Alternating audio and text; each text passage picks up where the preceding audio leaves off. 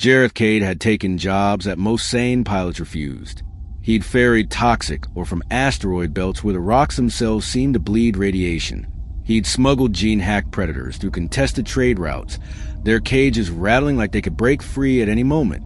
He'd once even flown an unshielded run across the edge of a dying star's corona just to get a shipment delivered on time.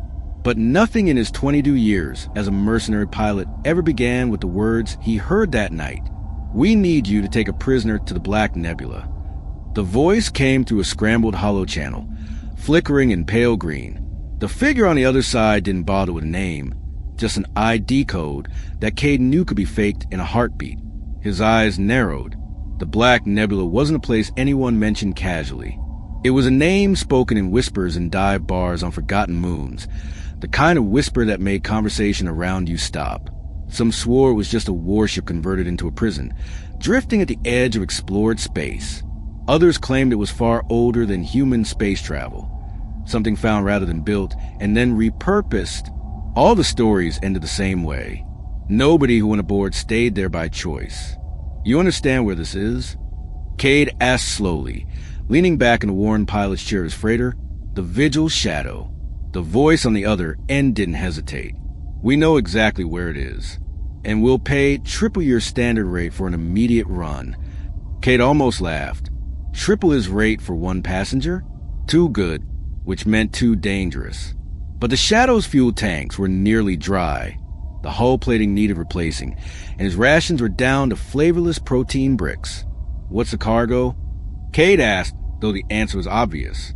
There was a pause, just long enough to make the silence heavy, before the voice replied. "Human. Classified threat. You will receive coordinates and security measures upon acceptance. You are not to interact with the prisoner more than necessary. You are not to release them under any circumstances." Cade rubbed his jaw, feeling the stubble scrape his palm. "And if they try, they won't." It wasn't a reassurance. It was a certainty, and that somehow made it worse. He exhaled slowly. "Send me the details." The channel cut out without another word. The data packet came through an hour later, sealed with a double encryption layer. Inside were coordinates, not a fixed location, but a constantly updating vector deeper into uncharted space. Along with it came handling protocols for prisoner. The list was long, clinical, and unsettling. Cade skimmed. Physical restraints must remain engaged at all times. Do not make eye contact longer than 5 seconds. Do not address the prisoner by name. If they speak, you are to acknowledge with silence. In case of emergency, do not attempt revival or medical aid. By the time he reached the end, his gut had knotted itself into a hard ball.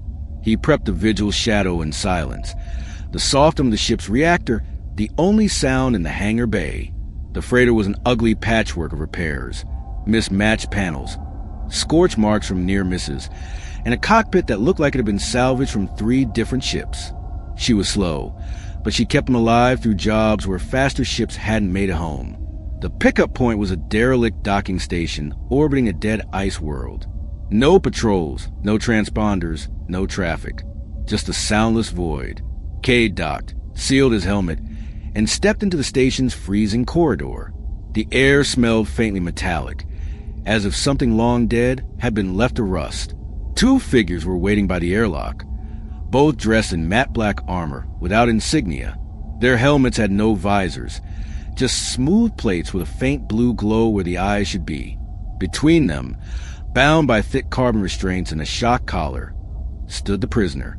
They were human, or at least, they looked it. Medium height, slim build, head bowed. The armor-clad escorts didn't speak as they transferred the restraints into Cade's hands. One of them held out a small black case. Payment. Balance cleared upon delivery confirmation. Cade glanced at the prisoner. No visible injuries, no twitching or signs of resistance. Just stillness. "You mind telling me what they did?" he asked. The escort's head tilted slightly, as though the question was irrelevant. No, that was the end of the conversation. The prisoner was guided aboard his ship without resistance, moving with slow, deliberate steps like someone walking through a dream. Inside the Vigil's shadow, Cade secured them in a reinforced transport cell, A cramped steel box with a single bench and a pressure-sealed door. The restraints were locked to the bench. The prisoner lifted their head just enough for Cade to see their face. It was ordinary. That was what unnerved him most. No scars, no burns, no strained cybernetics or alien features. Just a pale, tired-looking person with dark eyes that seemed too still. Cade broke eye contact almost immediately. 5 seconds. That was the limit. He sealed the cell and walked to the cockpit, forcing his thoughts to stay on navigation. The course to the Black Nebula was a winding path through dust-choked sectors, past the ghost lights of dead beacons and the skeletal remains of long-forgotten stations. The deeper they went, the fewer stars he saw outside the viewport.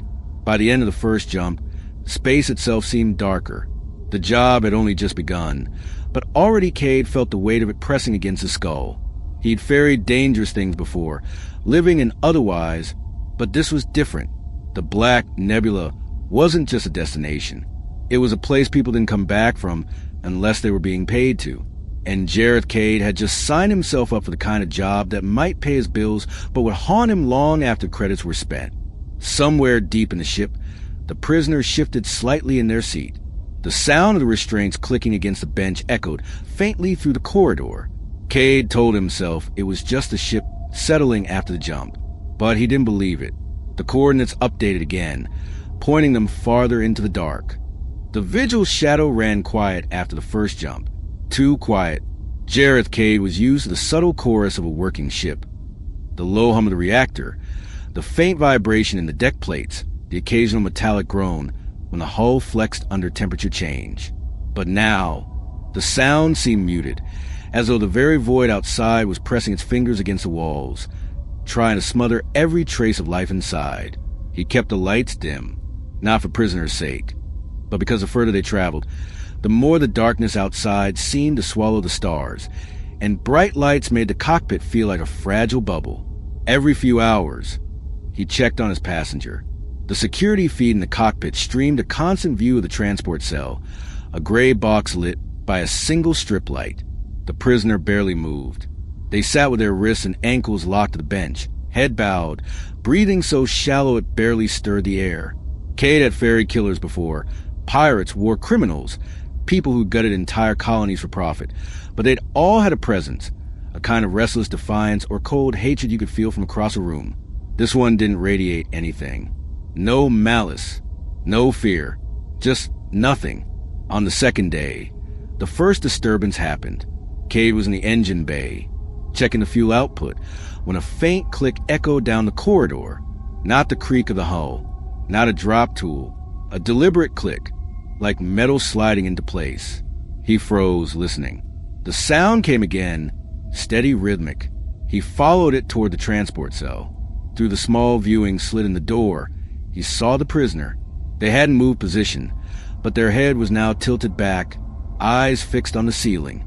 Their fingers twitched slightly within restraints, just enough to make the cuffs knock softly against the bench in that same steady rhythm. Keeps him sane, Cade muttered to himself. Some prisoners tapped, hummed, or rocked back and forth to pass the time. But this wasn't random. The beats were spaced perfectly. 4 taps. Pause. 4 taps. Pause. Over and over. He didn't linger. He shut the door and went back to the cockpit, telling himself it didn't matter. By the 4th day, the void outside had grown strange. The ship's NAV charts were useless out here. The coordinates from the job packet were the only guide, a constantly shifting vector that curved through regions with no beacon markers and no visible landmarks. Somewhere along the route, the familiar pinpricks of starlight thinned to almost nothing. The black between a few remaining stars seemed heavier, as though it had depth, like he was staring into an ocean trench instead of open space. Cade caught himself leaning closer to the viewport more than once, trying to make sense of shapes he thought he saw moving out there. Faint silhouettes, like clouds in deep water, sliding past in the distance. Every time he blinked, they were gone. The prisoner, meanwhile, had stopped tapping. They just stared straight ahead now, unblinking for minutes at a time. On the 6th day, Cade broke protocol. He told himself it was a simple check, nothing more. The ship had experienced 2 brief power flickers, and he wanted to make sure the prisoner's restraints hadn't been affected. When he stepped into the transport cell, the temperature seemed lower than the rest of the ship. His breath fogged faintly in the cold. The strip light overhead buzzed, dipping in brightness. The prisoner looked up at him. Dark eyes, stillness, a faint narrowing of their gaze, like they were studying a new species. "You're quiet," Cade said, his voice rough in the small space. He wasn't sure why he spoke. He knew he wasn't supposed to. The prisoner's lips parted just slightly. When they spoke, their voice was calm and even, like they were commenting on the weather. "You've never been there before." Cade's pulse kicked up. "To the Black Nebula?" The prisoner tilted their head. "You think that's what it is?"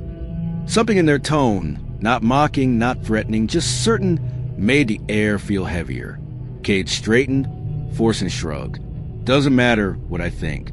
My job's to get you there alive. And that's it." The prisoner's mouth curved in the faintest ghost of a smile. "Alive." They said the word like it was an inside joke only they understood. Cade backed out, sealed the door, and went straight to the cockpit. He didn't check the feed again for the rest of that shift. On the 9th day, the Black Nebula appeared on long-range sensors. It didn't look like any ship Cade had ever seen. The readings didn't even register as fully solid. Parts of its structure seemed to vanish between scans, as those sections phase in and out of existence. From a distance, it resembled a vast, jagged mass adrift in the void, its shape irregular and impossible to fully map. No running lights, no transponders, no external heat signatures. The prisoner looked directly into the camera in their cell for the first time since boarding. Their lips moved, forming a single word Cade couldn't hear, but didn't need to. They'd arrived. By the time he sent the docking request, the Black Nebula filled the viewport. It was colossal, kilometers of twisted metal and unidentifiable structures jutting from its surface like the ribs of some long-dead leviathan. Its hull was a patchwork of different materials, some corroded, some gleaming like fresh-forged steel. As the vigil's shadow drew closer, Cade realized the hull wasn't seamless. There were vast openings in its surface, leading into what looked like cavernous hangars, lit by a sickly white glow that didn't seem to come from any single source. The ship's comms crackled once. A deep, synthetic voice spoke a single phrase. "Docking Corridor 7. Do not deviate." No greeting, no identification, just an order. Cade guided the shadow toward the designated entry point. The prisoners still gazed lingering on the camera feed, as though they were already home. The docking corridor swallowed the vigil's shadow like the throat of some great beast. Jareth Cade guided the freighter through the yawning metal jaws, the edges of the opening lined with enormous mechanical teeth. Docking clamps the size of ground vehicles, each one covered in pitted plating and scored with deep scratches. Inside, there was no bustling hangar, no human noise, just silence. The only light came from thin strips embedded in the walls, glowing a pale, almost colorless white. It wasn't enough to dispel the shadows pooling in the upper reaches of the docking bay. The bay itself was vast. His ship felt like a toy against its cavernous walls. There were other vessels here, but none of them moved. Most were old, decades out of use, their hulls coated in layers of frost or corrosion. Some had designs Cade didn't recognize, and one looked like it had been cut in half before being somehow welded in place as decoration or warning. The clamps locked onto his ship, with a jarring clang that vibrated through the hull. The airlock indicator lit green, signaling pressure equalization. Cade powered down the Shadow's engines. The hum died, leaving only the faint ringing in his ears from the docking clamp's impact. The first sign of movement came from the far end of the bay. Figures emerged from the shadows, tall, inhumanly so, the Wardens of the Void. At first glance, Cade thought they were machines. Their armor was segmented, black as deep space, with faint blue patterns pulsing along their limbs. Each carried a staff-like weapon, taller than Cade himself, ending in a crescent blade. Their heads were enclosed in smooth, featureless helms, with only a narrow vertical slit where faint light escaped. They moved in perfect unison, not the march of soldiers, but the slow, deliberate pace of executioners. One stopped before the Shadow's airlock. The others fanned out, their presence filling the bay with a quiet, oppressive weight. The comm system hissed. "You will open the hatch and present the prisoner. Do not exit until instructed." Cade swallowed and keyed the release. The airlock cycled open, cold air rolling in from the docking bay like a breath from something ancient. He went to the transport cell. The prisoner was already standing. They hadn't tried to free themselves. The restraints were still in place, but they looked ready, not tense, just ready. "This is where I hand you over," Cade muttered more to himself than to them. The prisoner's gaze didn't waver. "You'll remember." The words sank into his mind like hooks, though he didn't understand why. He keyed the door, took hold of the restraints, and led them through the airlock into the bay. The warden standing nearest took one step forward.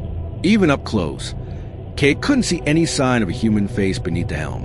There was only that thin vertical glow, shifting slightly as though it were alive. A voice emanated from somewhere deep within the armor, low, resonant, and without inflection. "Custody transfer accepted." It took the restraints from Cade with a smooth, almost gentle motion.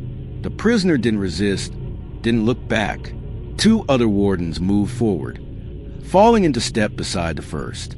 Together, they turned and began leading the prisoner deeper into the docking bay toward a set of massive doors. "Hey!" Cade said before he could stop himself. One of the wardens paused and turned its head slightly toward him. Cade's mouth went dry. "What is this place, really?"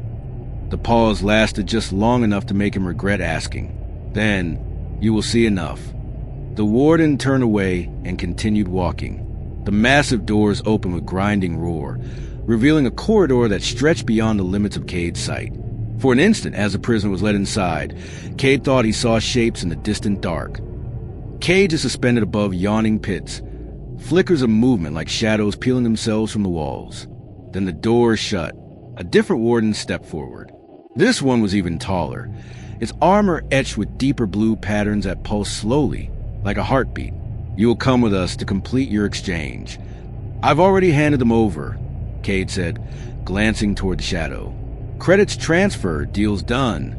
The warden tilted its head in that same slow, deliberate way. "The exchange is not complete until you witness the processing." Cade almost refused. Every instinct told him to stay as close to his ship as possible. But the wardens moved closer, not threatening, but making refusal pointless. So he followed.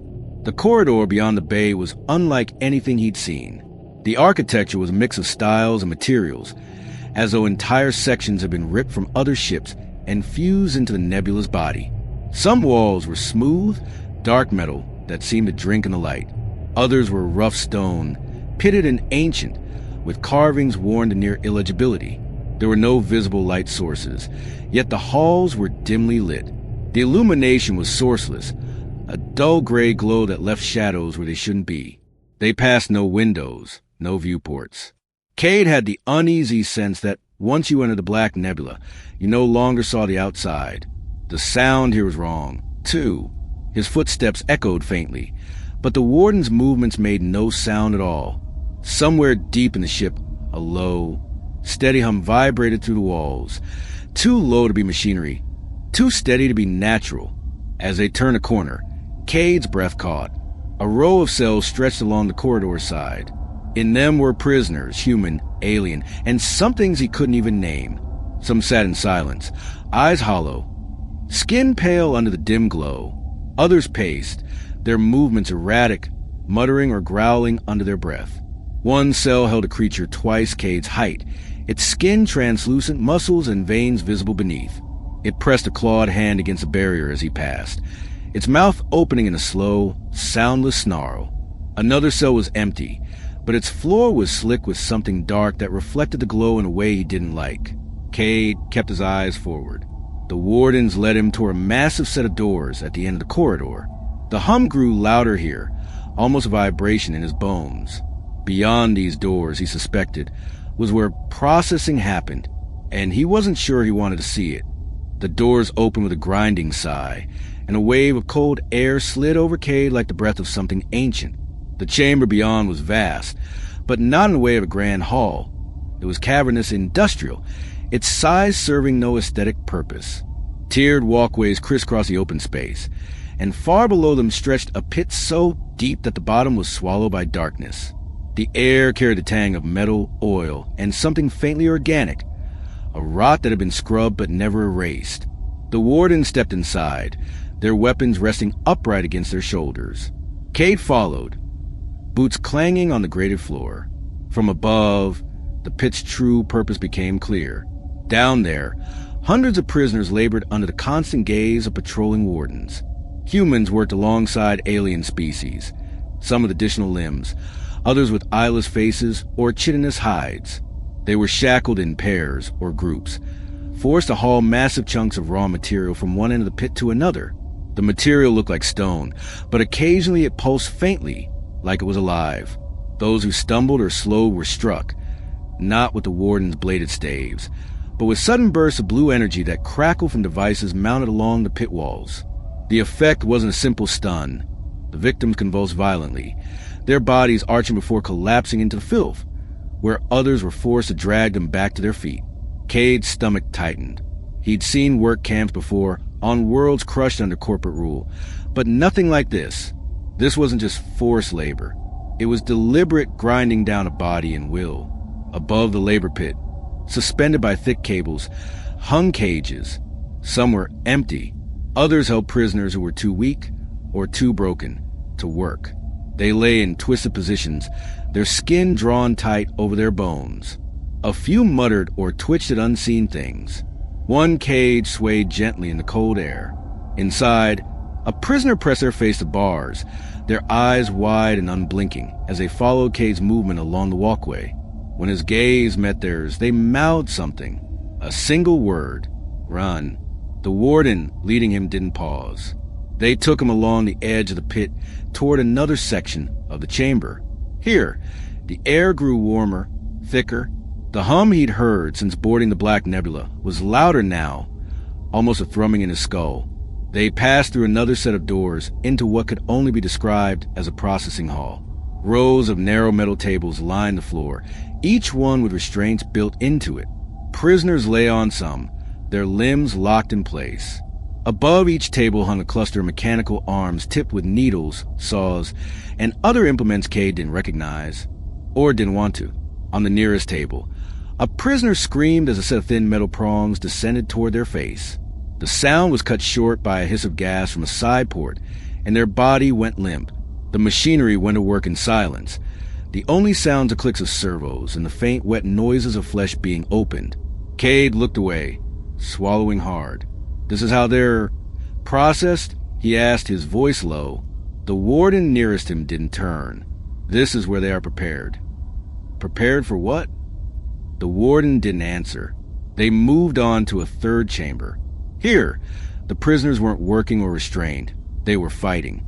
A circular arena took up most of the room, surrounded by tiers of graded walkways where other prisoners stood, chained in place, forced to watch. Two combatants moved in the center, one human, one with insectoid limbs and a curved, serrated jaw. They struck each other with brutal force, blood splattering onto the blackened sand below. Cade realized quickly there were no weapons in the arena. This was pure survival. When the insectoid finally tore into human's chest, the crowd of chained prisoners barely reacted. No cheers, no shouts, just silent, empty-eyed watching. The wardens collected the loser's body and dragged it through a side gate. The victor was forced to their knees, their hands bound again. Whatever reward they might have been promised, it clearly wasn't freedom. By now, Cade's pulse was pounding. Every new chamber felt like peeling back another layer of some grotesque machine, each part dedicated to breaking and consuming its captives in a different way. He kept telling himself, I just have to hand the prisoner over and leave. But the prisoner was already gone, taken deeper into the ship hours ago. And that meant he had no idea what was being done to them now. Finally, the wardens led him to a tall observation window set high above a chamber unlike the others. It was silent here, no labor, no screams, just a faint hum again. Below, the room was filled with rows of what looked like coffins, each one a sleek black capsule with faint blue light seeping from the seams. Through a gap in the nearest one, Cade saw a face. Pale, eyes closed, motionless. He couldn't tell if they were dead or simply dormant. "They are stored," the leading warden said, as if answering his unspoken thought. "Until they are needed." Cade turned sharply. "Needed for what?" The warden's head tilted slightly, the blue light in its helm pulsing once. "That is not for you to know." They walked him back toward the docking bay in silence. As they passed the pit again, a fight broke out among the workers below. One prisoner shoving another into the path of a passing warden. The retaliation was swift. A single downward swing of the crescent blade, and the attacker's head fell to floor in a spray of dark blood. The body was left where it fell. The work didn't stop. Cade didn't look back again. By the time they reached the docking bay, the Vigil's shadow looked almost fragile compared to the enormity of the Black Nebula. The warden stopped at the edge of the airlock. "Your exchange is complete," the leader said. "You will depart now." Cade didn't argue. As he stepped inside his ship, the airlock sealing behind him, he realized his hands were trembling. He powered the engines up as fast as the shadow would allow, eager to put distance between himself and that floating abyss.